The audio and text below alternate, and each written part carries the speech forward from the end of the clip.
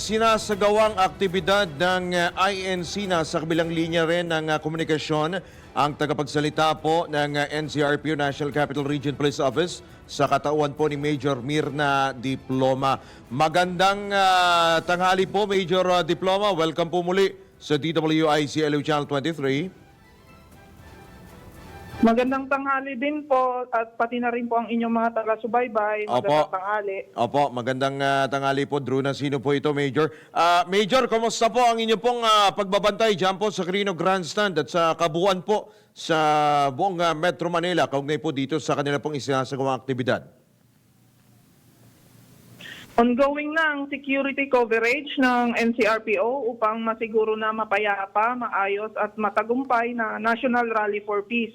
Nasa mahigit 5,000 NCRPO personnel ang nakadeploy na para magbigay ng seguridad sa venue, parking areas, ruta, road closures, crowd control, siguraduhin na walang incidents o casualty, direction and control ng traffic sa lahat ng places of convergence at emergency response is needed. Katuwang po namin ang iba't ibang government agencies, Manila LGU at INC.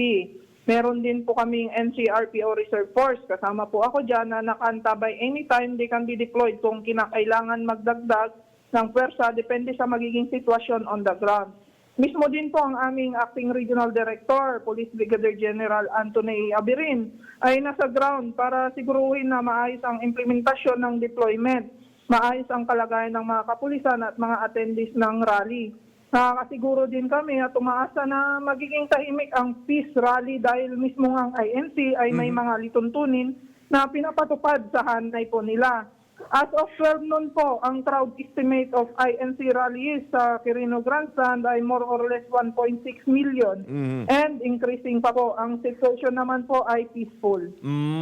So hanggang anong oras po yan, Major? Ayon po kay kasabala ng INC, ang program proper po ay 4 p.m. po mamayang hapon hanggang alas 6 po ng gabi.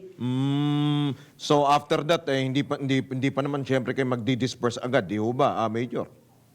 Ay, siyempre po, Opo. kami po ang unang darating at Yes. kami din po ang huling magpo-pull out Opo. sa area para masigurado din po ang kaligtasan ng mga dumalo dyan sa rally na yan sa kanilang pag-uwi. Kamusta naman po, Major? Wala ho ba kayong namo-monitor o wala ho ba kayong naitatala na mga untoward incidents kaugnay po dyan sa aktibidad na yan, Major? Opo, sa situation report po sa ground, ang sitwasyon po ngayon ay peaceful. Sa kasalukuyan, wala din po tayong namomonitor na any security threat dito sa Metro Manila. Ngunit ang inyong NCRPO ay laging naka-alerto at handa sa anumang banta. Alright. So, bukod ho sa Quirino Grandstand, dito ho sa Metro Manila, saan pa hong lugar kayo, kumbaga, meron pang aktibidad na tinututukan ng Iglesia ni Cristo? Primarily, dito lang talaga sa Quirino or meron pa sa ibang part ng Metro Manila?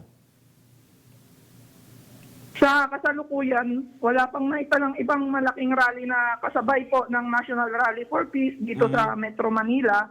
Gayunpaman, patuloy na minomonitor ng NCRPO ang mga anunsyo mula sa iba pang grupo na posibleng magsagawa ng aktibidad sa parehong araw po. Opo.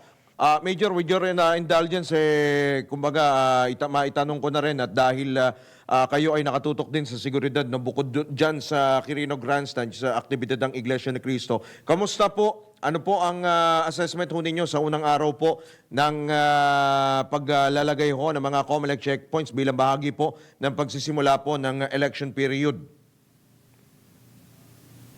As of 6 a.m., January 12, 2025 po, up hanggang 6 a.m. ng January 13, 2025, meron po tayong checkpoint na sinagawa 134.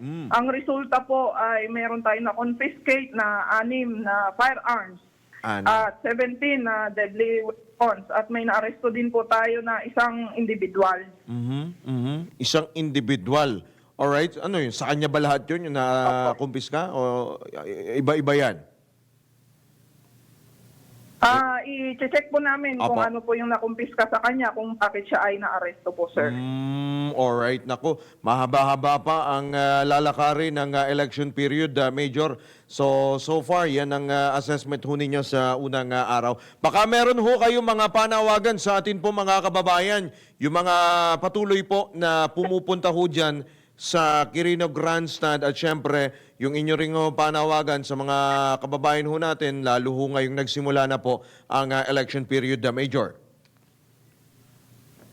Opo, para po sa rally, sa ating mga kababayan, kung maaari ay wag na muna magtungo sa Manila, lalo kung hindi naman importante ang lakad, o kung pwede ay i-reschedule na lang para hindi maabala pa sa traffic. Sa mga motorista, alamin po natin at sumunod sa mga traffic advisory ukol sa mga road closures and rerouting upang makaiwas sa traffic. Dito naman po sa Comelec checkpoint na under po ng ating Comelec, sa ating mga kababayan, humihingi po kami ng mahaba po na pasensya dahil po ito ay ginagawa ng inyong kapulisan para masigurado po na ang magiging eleksyon natin ay maayos at ligtas. Alright, sige. Marami pong salamat, Major Diploma, sa inyo pong oras, sa inyo pong panahon. Mag-ingat ho kayo at magandang hapon po sa inyo dyan sa Maynila. Salamat po. Magandang hapon po. Salamat at